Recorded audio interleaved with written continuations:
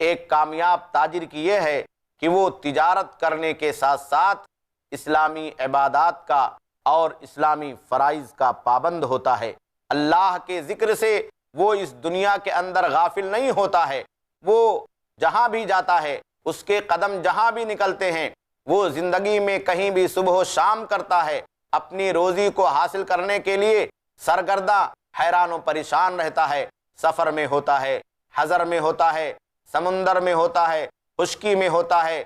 دنیا کے اندر مختلف جگہوں پر تجارت کرنے کے لیے آتا اور جاتا ہے۔ اس کی ذمہ داری یہ ہوتی ہے کہ نمازوں کا وقت ہو جائے تو اللہ رب العالمین کی وقت مقررہ پر عبادت کرے، اللہ رب العالمین کے ذکر سے اپنے آپ کو غافل نہ کرے۔ بالخصوص فرض نمازوں کا مسئلہ ہماری اور آپ کی زندگی کے لیے، ہمارے تاجر بھائیوں کے لیے بہت اہم ہے۔ ہماری اور آپ کی زندگی آج اس طریقے سے گزر رہی ہے کہ ہم بزنس کرنے کے تعلق سے، تجارت کرنے کے تعلق سے اللہ رب العالمین کی عبادتوں کو، بالخصوص 5 وقتہ نمازوں کو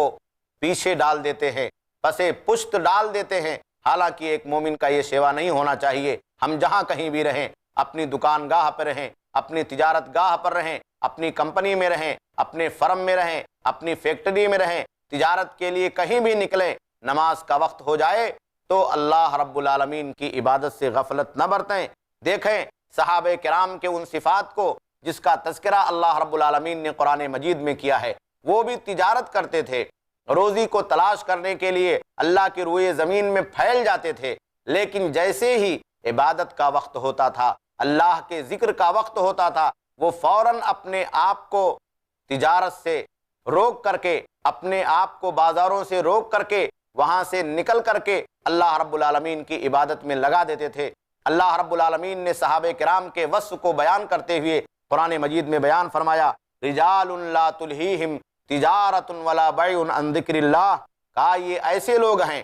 اللہ کے نبی صلی اللہ علیہ وسلم کی ایسے ساتھی ہیں کہ روئے زمین میں تجارت اور بیع اور شراء، لوگوں کے ساتھ خرید و فروخت کرنا،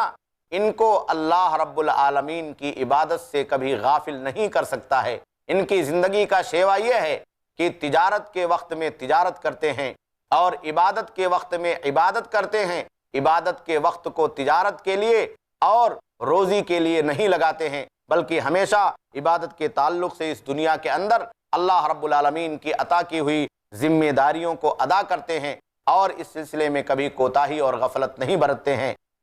محترم ناظرین کرام، ہمیں چاہیے